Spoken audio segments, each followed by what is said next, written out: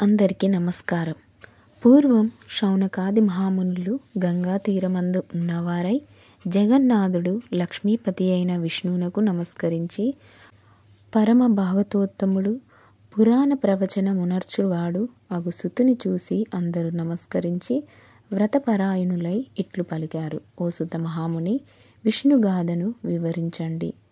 నీవు మాకు అనేక వ్రతములు చెప్పితివి, అట్లే మాకిప్పుడు మరొక వ్రతము గురించి చెప్పవలసిందని మహామునులు సుత మహామునిని కోరారు. అప్పుడు సుత మహాముని ఇట్లు పలికారు. ఓ మహామునులారా, పరమ పవిత్రమైనది, 4 వర్ణాల వారు అనుష్ఠింపదగినది, అతి రహస్యమైనది, లోకమందు గొప్ప మంగళప్రదమైనది, ఆయురారోగ్య భోగభాగ్యములను పుత్ర పౌత్రులను కలిగించున్నది, విద్య ప్రధానమైనది అగు శ్రేష్టమైన వ్రతమును చెప్పెదను వినండి. ఒకప్పుడు దయాపూర్ణుడగు వ్యాస భగవానుడు తన శిష్యులతో కూడి ద్వైతవనమునకు ధర్మరాజును చూచుటకై హఠాత్తుగా వచ్చెను. ఆ ద్వైతవనం పంచమ స్వరం కల కోకిలతోనూ షడ్జస్వరం పలుకు నెమళ్లతోనూ మిక్కిలి కూడుకొని ఉన్నది. బాగుగా తెలిసి వేదముల అధ్యయనమునర్చి అనేక మంది వేదజ్ఞులతోనూ వారి పుత్ర పౌత్ర గణములతోనూ కూడి మనోహరమైనది. శాస్త్రవాఖ్యానములతోనూ వేదఘోషతోనూ కూడి ఉన్నది. మహాభాగవత గానముచే హరికథ నిలయమైనది. నిత్యం అన్నదానం జరుగునట్టున్నది. ఆశ్రములన్నింటి అందు శ్రేష్టమైనది. తమ్ములతోనూ భార్యతోనూ కూడియున్న ధర్మరాజు నటవ్యాసుడు చూసెను. ఆ ధర్మరాజు కూడా వ్యాస భగవానుడు వచ్చుచున్నాడని విన్న వెంటనే చాలా దూరము సోదరులతో పాటు ఎదురెగి తోడ్కొని వచ్చి ప్రశాంతమహు గృహమున కూర్చుండబెట్టి సేవలు ఉనర్చెను. ఆ వేదవ్యాసుడు ద్రౌపది చేసిన సేవలకు సంతసించి బృహస్పతి దేవేంద్రుని క్షేమ విచారం చేసినట్లు ధర్మరాజు యొక్క యోగక్షేమాలు అడిగెను. వేదవ్యాస మహాముని ఇట్లు అడిగెను. ఓ మహారాజా, ధర్మజ క్షేమం కదా? మహావీరుడైన భీముడు సుఖంగా ఉన్నాడు కదా? అర్జునుడు నకుల సహదేవులు క్షేమం కదా? అర్జునుడు పాశుపత మహాస్త్రమును సంపాదించెను కదా అని అడిగి, అనంతరం ఓ ధర్మరాజా, సాంప్రదాయబద్ధమైన మిక్కిలి రహస్యమైన వ్రతమొక్కటి కలదు, చెప్పెదను వినుము. ఆ వ్రతం ఆచరించినచో నీకు త్వరగా మరలా నీ రాజ్యం లభించును అనగా ధర్మరాజు ఇట్లు అడిగెను. ఓ మహాముని, ఆ వ్రతం పేరేమి? ఆ వ్రత మహత్యం వైభవం ఏమిటి? ఆ వ్రతమునకు దేవతలెవ్వరు? ఏ మాసమందు దాన్ని ఆచరించవలను?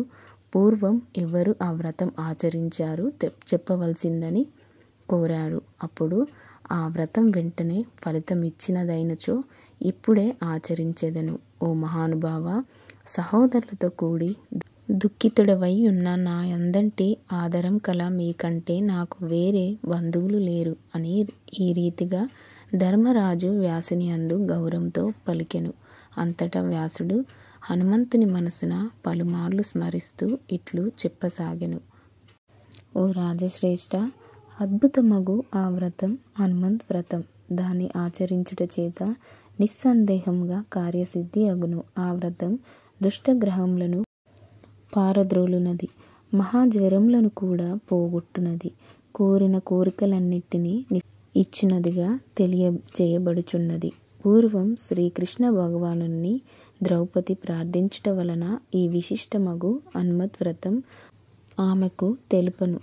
దాని ప్రభావముననే నీకు సర్వ సంపదలు లభించినవి. ఒకప్పుడు ఆ ద్రౌపది కంఠమునందు ఉన్న హనుమధ్వజ తోరణమును చూసి అర్జునుడు, ఏమిటి దీనిని ధరించితివని అడిగెను. ద్రౌపది సుమధురం ఉత్తమం అయిన హనుమద్వ్రతమును గూర్చి తెలిపెను. ఆ మాట విని విధివశమున కోపపూర్ణుడై ఐశ్వర్య గర్వమున అర్జునుడు పౌరుషంగా ఇట్లు పలికెను. నా జెండాపై కట్టుబడి ఉండువాడు బ్రహ్మచారి, ఆకులు అలుమలు తిని బ్రతుకువాడు మృగజాతివాడు, పరాధీన వర్తనుడు అయిన హనుమంతుడు ఏమి ఇయ్యగలడు? మీ స్త్రీ జాతి బుద్ధి ఇంతే. ఇటువంటి వ్రతములతో మమ్ములను మోసగిస్తున్నారు అనగా ఆమె దుఃఖిస్తూ అర్జునితో ఇట్లు అన్నది. ఓ రాజేంద్ర, ఈ వ్రతం జగన్నాథుడైన శ్రీకృష్ణుని చేత నాకు చెప్పబడింది. ఆ మహానీయుడు వాసుదేవుడు చెప్పిన వ్రతం ఆచరించి ఈ తోరమును ధరించి తిని అనగా అర్జునుడు కోపించి, ఓ దుశ్శీల, నీకు పరిహాసముగా ఈ వ్రతం గురించి చెప్పనేమో గాని అది నిజం కాదు. ఆ దుష్టచిత్తుడగు కృష్ణుడు నాకు బద్ధుడై దాసుని వలె నాయదీనుడుగా ఉన్న హనుమంతుని పూజ నీకెందుకు చెప్పెను? భర్త వాక్యము వినని నీవు పతివ్రతవు కావు. అది నీకు వ్రతంగమైనను ఆ తోరమును తీసివేయవలసిందని పలికెను. అర్జునుడి మాటలు విన్న ద్రౌపది ఎంతో దుఃఖిస్తూ, పతియే దైవముగా గల పతివ్రతయగు ద్రౌపది వ్రతోద్యాపనకు ముందే ఆ తోరము అక్కడే వీడెను. అందువలనే ఓ ధర్మరాజా, మీ యొక్క సకల సంపదలు వచ్చిన రీతినే పోయినవి. మీకిట్టి వనవాస క్లేశం సంభవించినది. 13 ముడులు కల తోరము త్యజించినందుకు ఫలముగా 13 ఏళ్ళు మీకీ కష్టం అనుభవించవలసి ఉన్నది. ఇది అంతయు విని ద్రౌపది ఆ వ్రత విషయమును జ్ఞాపకం చేసుకొని భర్తలందరి ఎదుట ఈ విషయం సత్యమని అప్పుడు చెప్పెను. అంతలో వ్యాసుడు, ఓ ధర్మరాజా, ఇంకను విన్నచో వేరేక కథ చెప్పెదను వినుము. పూర్వం శ్రీరాముడు లక్ష్మణుతో కూడిన వాడై సీతను వెతుకుతూ ఋష్యముఖ పర్వతమును చేరి హనుమంతుణ్ణి చూసెను. అంతలో రాముడు సుగ్రీవునితోనూ హనుమంతునితోనూ స్నేహం చేసెను. అక్కడ హనుమంతుడు రామునితో ఇట్లు పలికెను, ఓ శ్రీరామచంద్ర, నీ భక్తుడైనట్టియు రామకార్యమున ప్రవేశపెట్టబడినట్టియు నా మాటను వినుము. పూర్వం దేవేంద్రుడు వజ్రాయుధంతో నా దవడను కొట్టెను. ఆనాటి నుండి భూతలమున హనుమంతుడనని పేరుగాంచితిని. అప్పుడు మూర్ఛ పొందిన నన్ను చూసి నా తండ్రి యగు వాయుదేవుడు ఇలా నా కుమారుని పడగొట్టినాడని కోపం వహించి వాయువు వీచకుండా తిరోగమించెను. ఆ రీతిగా వాయువు లేక ప్రపంచం స్తంభించిపోవుటచే బ్రహ్మాది దేవతలు ప్రత్యక్షమై ఈ రీతిగా పలికిరి, ఓ ఆంజనేయ, నీవు చిరంజీవి వగును. అంతులేని పరాక్రమం నంది రామకార్యములన్నింటినీ నెరవేర్చుము. ఓ వానరేశ్వర, వాయుపుత్ర, హన్మద్రవమున నాయకుడవైన నిన్ను గొప్పగా ప్రతిష్ఠించి ఎవరు పూజించుతురో వారికి సర్వకార్యములు నెరవేరును. కార్యార్థమైన రాముడి వ్రతమును ఆచరింపదగినదని కూడా చెప్పెను. ఆ వాక్యములను ఇప్పుడు గుర్తు తెచ్చుకుంటున్నాను. ఓ రామ, నీవు మాటను తప్పక వినుము. వ్యర్థమగు ఆలోచన తగదు. నేను చెప్పేది సత్యం. నీకు మనసుకు నచ్చినచో కార్యసిద్ధికై ఈ వ్రతం ఆచరింపుమని హనుమంతుడు శ్రీరాముడితో చెప్పెను. ఇంతలో హఠాత్తుగా ఆకాశవాణి ఈ చెప్పిన విషయం సత్యమే అని పలికెను. అట్టి ఆకాశవాణి మాట విని రాముడు సంతసించి ఆ వ్రతం ఆచరింపనెంచిన వాడై హనుమంతునితో ఇట్లు పలికెను, ఓ హనుమంత, ఏ రకమైన విధి ఈ వ్రతం కలదు, దానిని ఎప్పుడు ఆచరించవలను అని చెప్పుమనగా వాయునందుడు ఇట్ల పలికెను, మార్గశిర మాసమున శుక్లపక్షమున జయప్రదమగు త్రయోదశి అందు 13 ముళ్ళుగల తోరము పసుపు రంగు దానిని కలశం నందుంచి పిదప నాకావాహనమునర్చి పూజ గావింపవలెను. పసుపు పచ్చని గంధం పుష్పములు అట్టివే ద్రవ్యములు విశేషించి ముఖ్యమైనవి. ఓం నమో భగవతే వాయునందనాయ అను మంత్రమును ఆచరించునచో 13 ముళ్ళు వేసి ఆ మంత్రంతోనే షోడోపచార పూజ గావింపదగును. పిదప క్షత్రియుడగు వానికి ఉపచారములొనర్చి ఉత్తమమగు వాయనమును 13 అప్పములతో ఇయ్యవలెను. గోధుమన్నమును సమర్పించవలను.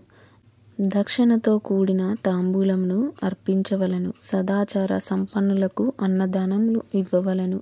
ఈ వ్రత ప్రారంభం ముందే కోరికలు నెరవేరును. దీనిని ప్రయత్నపూర్వకంగా 13 ఏడులు ఆచరింపనగును. దీని ఉద్యాపనం 13.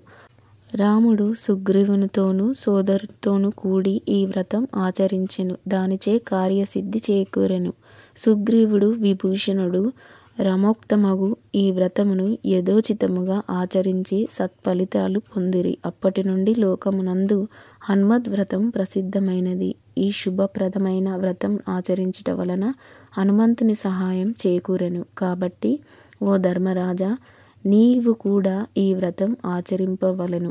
మాసములందు మార్గశిర మాసమును నేనే అని శ్రీకృష్ణ భగవానుడే భగవద్గీతలో చెప్పెను. కాబట్టి నీవు కూడా అట్టి మాసమున వ్రతం ఆచరించిన రాజ్యం పొందగలవు అని వ్యాసుని మాటలు విని అందరూ సంతసించిరి. ఇంతలో సాయం సమయమున సూర్యుడస్తమించగా ఆ రాత్రి గడిపి ఉదయమే లేచి ధర్మరాజు వేదవ్యాసుని మాటలు విని సవిస్తారముగా హనుమద్వ్రతమును ఆచరించెను. ఆ రీతిగా ఆ ధర్మరాజు హనుమద్వ్రతం ఉద్యాపన ఆచరించి అజ్యశక్తిమైన పాయసం చేత హనుమాన్మూల మంత్రంతో హోమం చేసి వ్రతమును సంపూర్ణమునర్చెను. ధర్మపత్నియగు ద్రౌపదితో సాక్షాత్తు హనుమద్వ్రతం ఆచరించి సంవత్సరమగు గడువగునే రాజ్యం పొందగలిగెను. కావున ఓ శౌనకాది మునులారా, ఈ వ్రతములన్నింటిలో శ్రేష్టమైన హనుమద్వ్రతమును మీరు కూడా చెయ్యండి. అట్లు ఆచరించిన మీరు కూడా సఫల మనోరథులవుదురు అని సుతుడు చెప్పెను. అట్లు వ్రతమహత్యం ఎరిగిన మునులందరూ యథావిధిగా మంగళప్రదమగు హనుమద్వ్రతం ఆచరించెను.